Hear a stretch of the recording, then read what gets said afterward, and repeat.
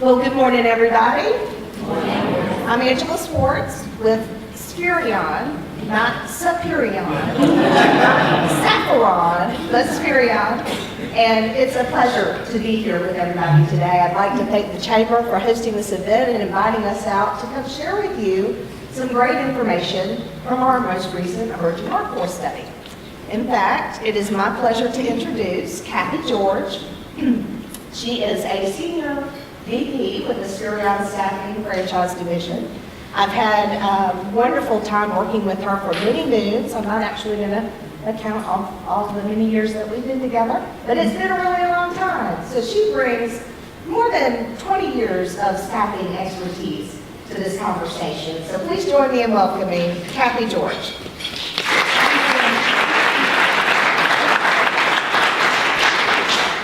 Good morning, everyone. Can everyone hear me? Yes. Hey, my goal today is to speak to you without either of my mic packs falling off. So I'm so happy to be here, and what a wonderful group. It was funny because I don't think Susie could have teed me up any better than she did today. So it was like I planted her in the audience to tee up why we're here and why I just love traveling all over the country to speak with you. In fact, I flew in yesterday, so happy to be in nice warm weather in Augusta, from New Jersey. Heading back right after here as well. But I love traveling and sharing insights from our study. And typically you might say, it's a study, how interesting can it be? But I can tell from your introductions that you are all facing probably similar challenges in finding and understanding a very diverse workforce that we're facing right now. Either you have them or you will have to face that diversity in your workforce. So very pleased to share some insights from our study.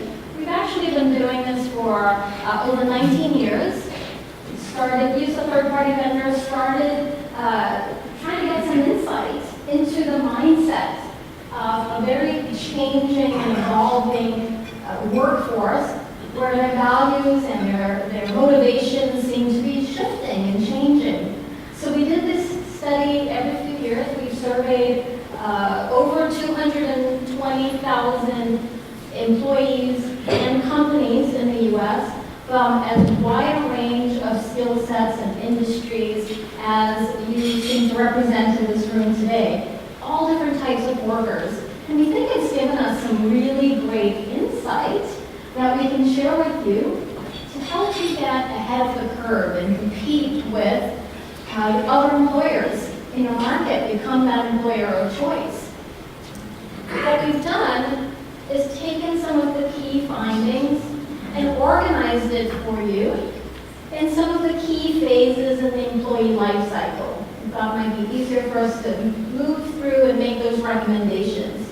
I hope that as you listen, and please feel free to ask questions, as you listen to some of the best practices and the recommendations, that you might be able to take something and translate it to your own organization and help you become that employer of choice, or if you are already an employer of choice, remain that employer of choice. Because what we're seeing is you might have been in a really comfortable position before, but the profile of employees are shifting, their motivations and your competition is stepping up their game.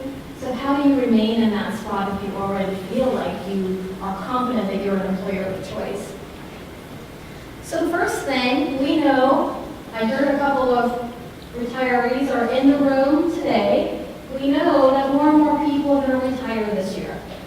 3.6 million people are planning to retire. I know many of us wish we could retire, but many people are planning to retire. And we know that actually they've been eligible to retire for a long time, but we're actually going to face even more of a challenge in finding talent, enough really great qualified people to fill the positions, the gaps that are going to open up from all of these retirees. But also, we already had openings to begin with to help us grow our organizations, right? So now it's going to be even tougher. So let's start with some best practices for attracting and recruiting top talent.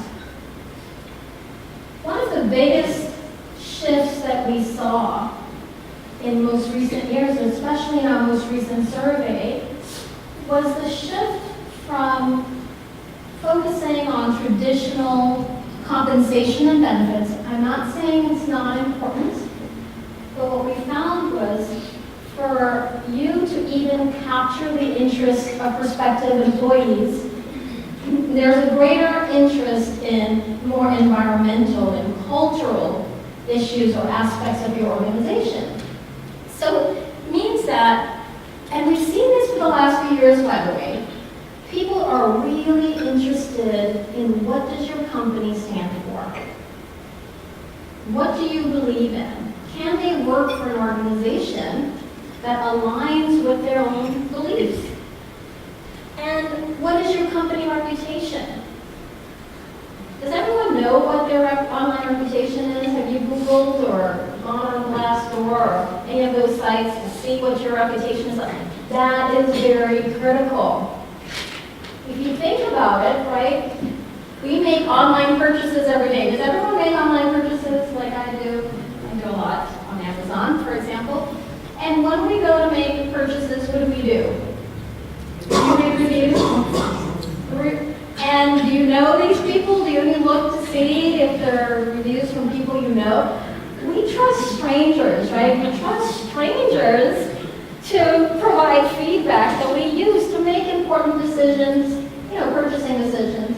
So can you imagine for a really critical decision, like where you choose to work and spend your time and contribute your efforts, because you're tying your reputation to that company's reputation. It's even more critical that they're doing research on your company's reputation. They want to make sure that they're tying themselves to an organization they can be proud to work for. So that's very critical. And they also want to know who they're going to work for. What is that person's reputation? Can they respect and learn from that person? Very, very critical. And as you can probably imagine, the younger the worker, the more important these environmental and cultural aspects are. And we've been seeing that for the last few years, and this time it's really tipped the scale. So like I said, not that they're not interested in salary and benefits and work-life balance. Options, definitely very important. But before they even start talking about those things with you, before they even apply for a position, they want to know these things. So it's not just important to understand that about your applicants. Really, if you think about it, how do you communicate that information to prospective employees so that you do stand out? Many times I hear these great things about organizations. I'll go on a tour, I'll meet with HR people, and I'm like, wow, that's awesome. I didn't know you guys did that. And for those of us in staffing, you know that it makes it easier for us if we can get that information so we can help you fill those positions, make your company attractive. Many times we don't hear about it until they start there. How do you communicate that? It's going to be very important that you change your mindset in your recruiting efforts to communicate that early on, to attract people by communicating what it's like to work there. Make sure your mission statement is boldly outlined there. And if you can bring that to life, it's even more attractive. If you can have employees, for example, from your organization on video talking about why they love working there, talking about how you volunteer in the community, how you give back, how you meet the mission, how do you stand up for what you believe in, how do you demonstrate that, how is it a part of your culture? If you can communicate that, that is going to go such a long way in attracting people. And as you know, not many people are doing it right now, so you certainly will be standing out from your competition. But I will say more and more employers are starting to do that. As I go around and I meet employers, I'm hearing people say, yeah, we're doing that. We just started doing that. We have video blogs. So kind of keep that in the back of your mind as to how can you incorporate that in your recruiting strategies. The online portion, social media, we certainly started seeing that in the last few years. As we started doing this study, by the way, we would ask the same questions, build on it so we can get trends. Over time, we've added questions, and social media has been part of the questions we've had to add. Certainly when we started, that was not a consideration for us, but we did see where social media is very important.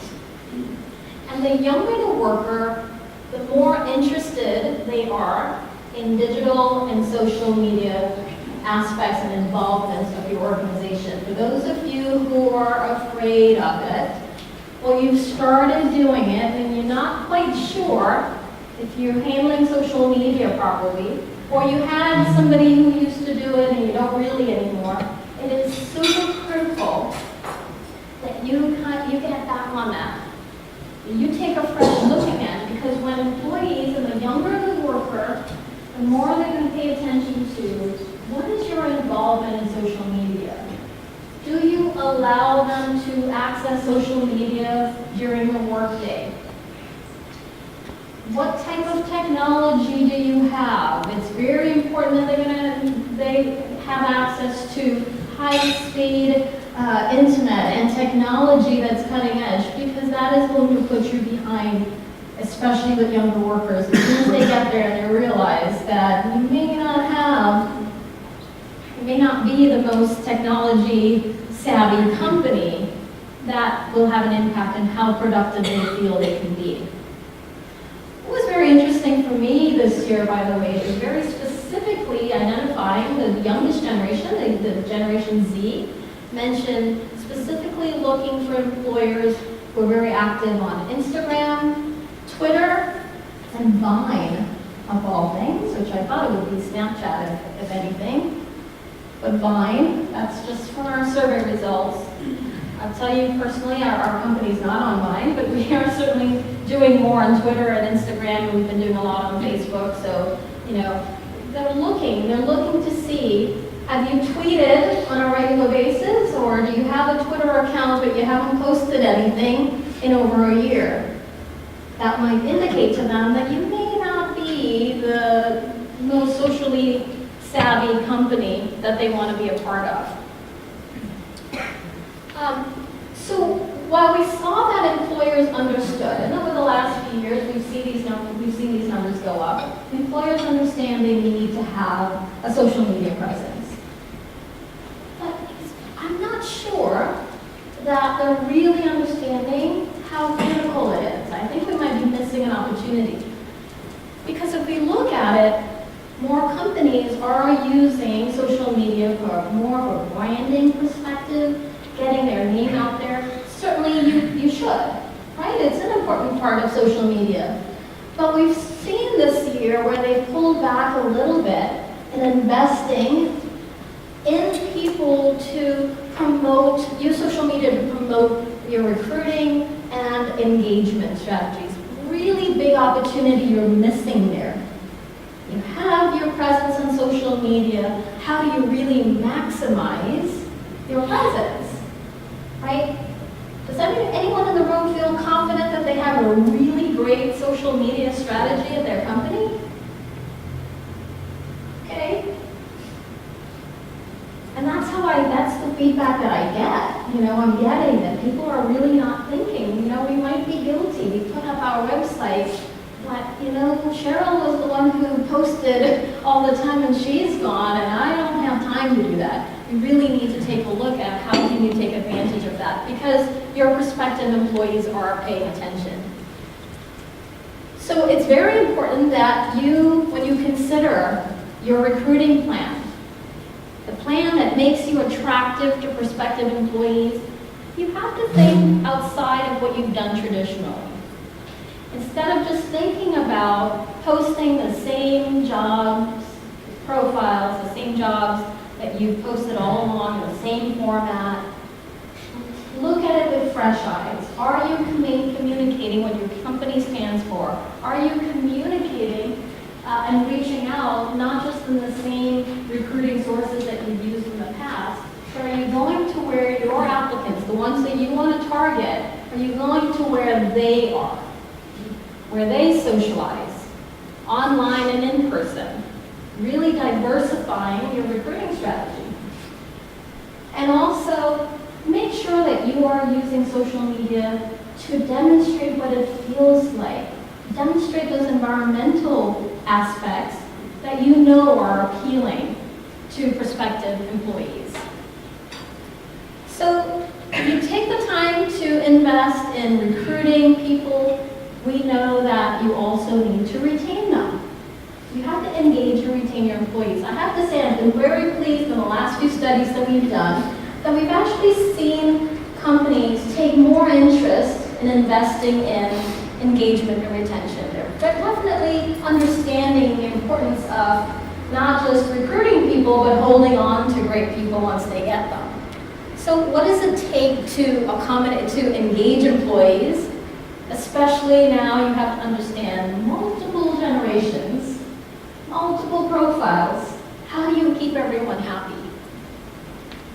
Sadly, we're not really seeing that translation yet from employers feeling like they want to engage and retain, knowing that they need to do it. Employees aren't feeling it yet. It's not trickling down to them. So in our survey, we see where people feel that their employers are putting in less effort to retain them. Not many people are feeling like their employers are putting in more effort. Until you start peeling back the layers segment by industry, it's just a sad number when you start peeling that back. So more workers, more than last year, are saying, well, I'm going to look for another job in the next year or so, even if it's a slight interest in it. When we asked why are you looking to leave? Well, money is always an issue. We're not surprised. I don't think anyone in this room would be surprised when you hear people say I'm leaving for more money, right? But one of the biggest reason was for a better opportunity.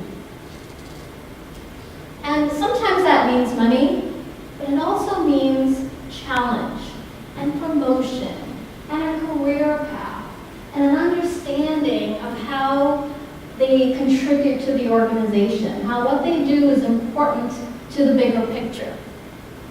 But sad for me, whenever I see the statistic, I always feel so disappointed.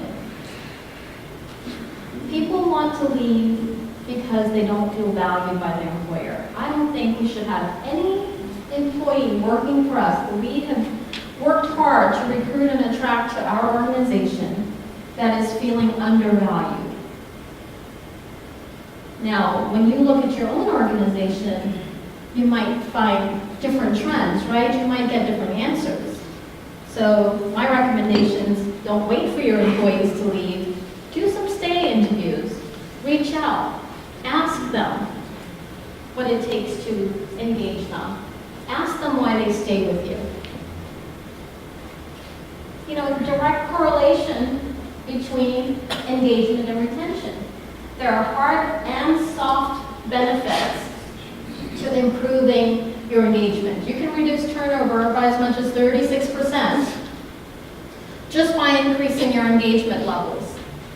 And you can definitely see that obviously the most engaged workers, they're happy to be there. They're less likely to look for another job.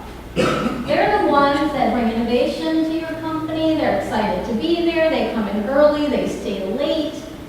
They help you bring in new customers because they attract new customers. You know that. They're just happy to be there, and it comes across. Disengaged workers, though. You know what it's like to work with disengaged workers? I think you probably had a few experiences ourselves, right? They come to work unhappy. They undermine everything that your engaged workers are doing. All of the customers they brought in. They lose customers. And they monopolize management time, right? We spend more time working with, handling, dealing with disengaged workers than those great people who are contributing to your organization and are just happy to be there. And sadly, the younger the generation, the less engaged they are.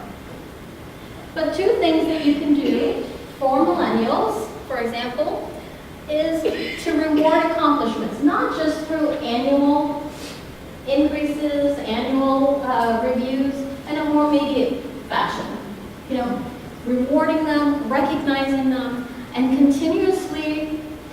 demonstrating how their contributions impact the organization's success.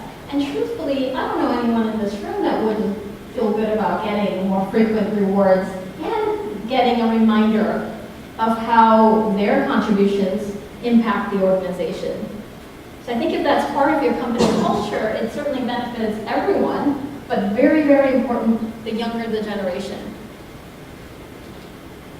This is my favorite slide in our entire presentation.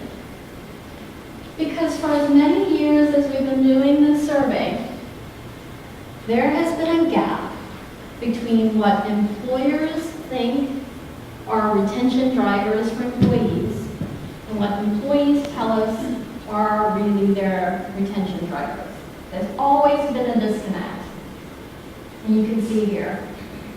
Sadly, less companies this year are willing to survey their employees to find out what the real retention drivers are specific to their organization. We saw that number go up last year. We got really excited, and this year very disappointed to see it drop again. But I hope that you consider going back to your organization and really taking a look at, can you survey and find out what's going to keep your employees happy. Many times people are afraid to do it because they think, oh my gosh, people are just going to ask for salary increases, and you know, it's just going to be a huge change that we're going to have to make in our organization. And I will tell you that sometimes you will be surprised by the things that people tell you are retention drivers. I have clients who the employees say, I just want to be able to choose the chair that I sit in. I want to be able to listen to my headphones while I work. I want 2-ply toilet paper. It's an important thing to many people. But, you know, the thing is, it may not be as overwhelming. The fact that you are asking and listening, you can put a whole program in place with goals in mind and say, okay, guys, you know, let's choose one thing. And if you reach this goal, then we'll add that water cooler on that floor, or something like that. It doesn't have to be huge. It doesn't have to be expensive. But even if there's some investment, think about what you are paying, what it's costing you, what turnover is costing you. So definitely worthwhile, because this is just our survey results. You can see financial compensation, a lot different than what employers think. They rank at number 4, for example. You know, your employees, your department, your organization, everyone in this room, your motivation is going to be different. And the only way to find out is to ask. So remember, once you find out about what motivates people in your organization, take a fresh look at your HR policies, at the practices you have in place. Are they outdated? Do they need to be enhanced? Do they need to be brushed up? Can you align your policies with what your workforce is telling you will retain them, will make them happy, will make them contribute more to your organization? Communicate and reward them on a more timely basis. Right? Communicate how they fit in. What good are they doing? How, no matter how small of a role they seem to have in your organization, maybe not as important as the vice president of that department, probably more important, but they just don't feel it. It's not just about a title. Appreciation goes a long way. So, we talked about the retirees in our room. We talked about all of the retirees that will be popping up this year. Many of us are panicking already. So we need to talk about succession planning. Because many of the positions that are going to be opening up are leadership positions. Do you have leaders in place? Do you have qualified people lined up who can step in and take over those open leadership positions? Many people are thinking not. And as we were doing this study for the last few years, we said, the millennials, Gen Y, they're going to be dominating the workforce Well, guess what? They are today. They're a big part of the workforce. And Generation Z, the youngest generation, they get the workforce too. So now we have a new generation we need to figure out and understand, just when we were trying to get a handle on the millennials. What we can't do, though, is pretend that they're going to go away, or they will adapt to us. Because that's the mistake that every generation has made in the past, is not prepare fully for the future generations, not trying to understand that future generation. And they're going to be dominating our workforce for the next 20 years or so. So we can't look away. We need to understand what motivates them. And you need to attract them, because they're going to be the leaders. So most people, most companies they have to promote younger workers. In fact, younger workers are in many leadership positions today. They have been in the last 5 years or so. But employers are not really feeling confident that they're ready to lead. So while they think that they're very intelligent and educated, they have the education that you need for these leadership positions, they're missing what comes over time, right? That experience, that maturity, that life and business experience that comes over time that makes you a good leader. They haven't had time to gain that experience yet. And I'll tell you, you ask those younger managers, those younger workers, they're feeling it too. They understand they don't have it. They're afraid as well. And when you have those younger managers managing older workers, there's even more of a challenge there. So, as an employer, how do you build that gap? You have to create leadership positions, build training programs, opportunities to build those leaders, and identify ways that you can compress that training time. That time that your young leaders would learn and get that through experience, I've been here 5 years, I've been doing it, I've learned some things. How do you compress them? How do you have that role playing? How do you put them in situations where they are learning and gaining that experience as quickly as possible? Because we all need them to. We need them to be successful. We need leadership in order to grow our organizations. And,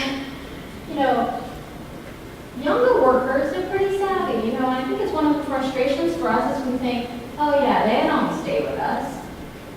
We get them on board and we just can't hold on to them for a long time.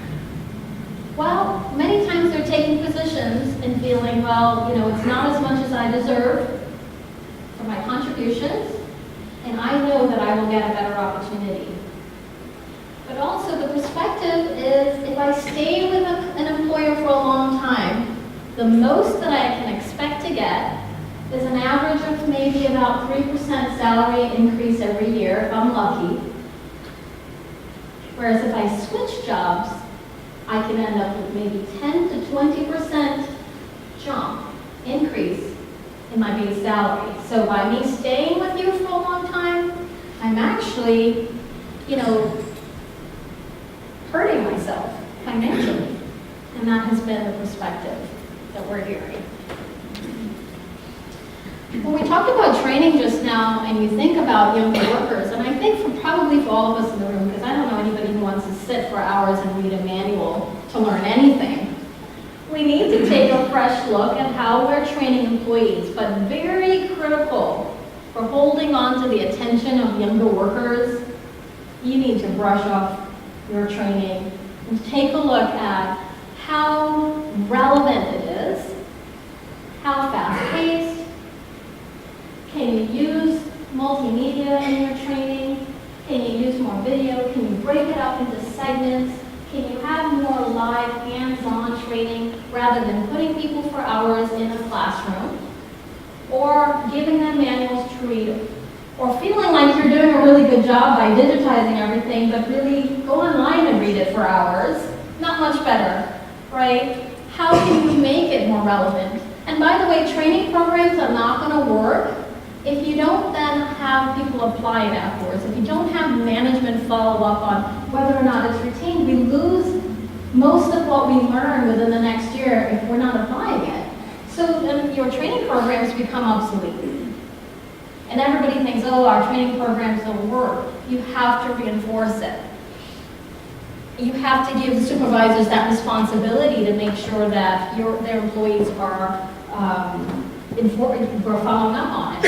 And by the way, for younger workers, we tend to schedule training and say, okay, this is your training time. Younger workers want training available to them 24/7. They're really great at multitasking. It may not feel comfortable to the rest of us, but they might be in the line at Starbucks doing an online training course. Drive some of us crazy thinking they can't learn that way. But for other people, that's how they learn. So we have to think outside the box. Ask your younger workers how they like to learn. So it's very important that you think about your succession plan. Do you have a formal succession plan in place? Do you have part of your plan addressing how you become attractive specifically to that younger generation that's going to be a big part of the workforce, that are already a big part of the workforce? How do you become attractive to them and have them stay with you? That needs to be part of your succession plan. What is your leadership training looking like? And I think if you make your training more beneficial to millennials, you make it more fun, I think it will appeal to all workers. I certainly would prefer to do something that's a little bit more interactive than sitting at a screen reading an online manual. I know personally, I would. So I know I've given you a lot of information in half hour. Okay. Any questions, comments, feedback? I'd love to hear if you actually are doing anything that you're proud of. You mentioned a lot of the different social media, but you didn't mention LinkedIn. What do you think about LinkedIn? So actually LinkedIn is the #1 source. Yeah, I had to cut a lot out. It's a long presentation. But yes, we've seen that LinkedIn and Facebook actually are the top 2. Very interesting, last year we saw less employers investing in LinkedIn because it's tougher to connect with people on LinkedIn. But what we're seeing is a rising use of mobile applications that are using the LinkedIn platform to connect with people, making it easier and faster. So you connect on that platform, but you're getting the LinkedIn profiles.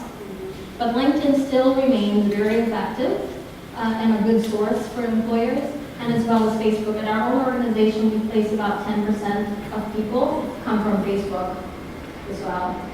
Any kind of data on how this has impacted Career Builder and Monster and those kind of... Actually, it's even better for them. And I had a Monster in my audience a few weeks ago, 3 people from Monster, and they said the beginning of this year, they saw a huge spike in people reaching out and clicking. And a lot of it is you get more information on those sites about the feel of the company and feedback on the company. But it is the #3 source. So when people say, how effective a recruiting source is, referrals, #1 recruiting, staffing companies, #2, and #3 were the job boards. Career Builder, Monster. Of course, Monster was upset that I had Career Builder's logo on top of theirs on my slide. But Career Builder, Monster, and so forth. And #4, by the way, printed classified ads are still out there. Yeah, for any particular... As people are happy. Yeah, because think about it, you still have a very diverse workforce, right? All different age groups, and it still works. Those grassroots recruiting, but the story is you can't just rely on one thing, right? You have to really try everything, especially as we're desperate for people, and then track what's working for you and what type of worker are you getting from there.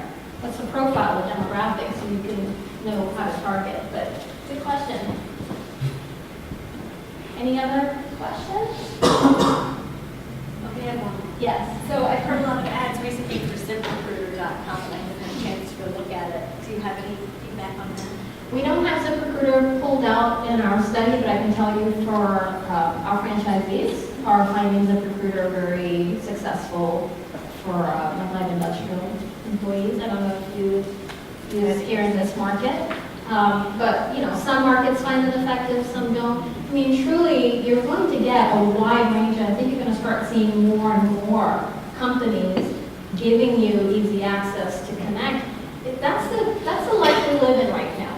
Think about how younger workers connect. They're used to going on Tinder and a lot of sites, you swipe left, swipe right, and that same sort of technology is what people are looking at, is how making it easier and easier for you to connect to employees. I think you're going to see more and more of that. Are you seeing a lot more resumes come in with the Q code, barcode on them so that the employer can link onto that, see more information about that candidate? Not in our study, we haven't. I don't think in our organization we're hearing that very much, but I would tell you, in talking to audiences, depending on the type of business that you're in, like a marketing or a very creative field, we're seeing more of that. We're hearing in our study more video resumes, which I know makes a lot of us in HR cringe a little bit, because it becomes a sticky area. But in the last 2 years, we saw video resumes really rising. Absolutely. Anybody feel that they're doing something really great at their company that they can share? Well, I hope I come back in another year and you told me how you were doing things differently and how this might have helped you, because I just got that experience recently in a presentation, and you know, it's like great to think that it can be helpful. So thank you very much. You've been wonderful. Really appreciate it.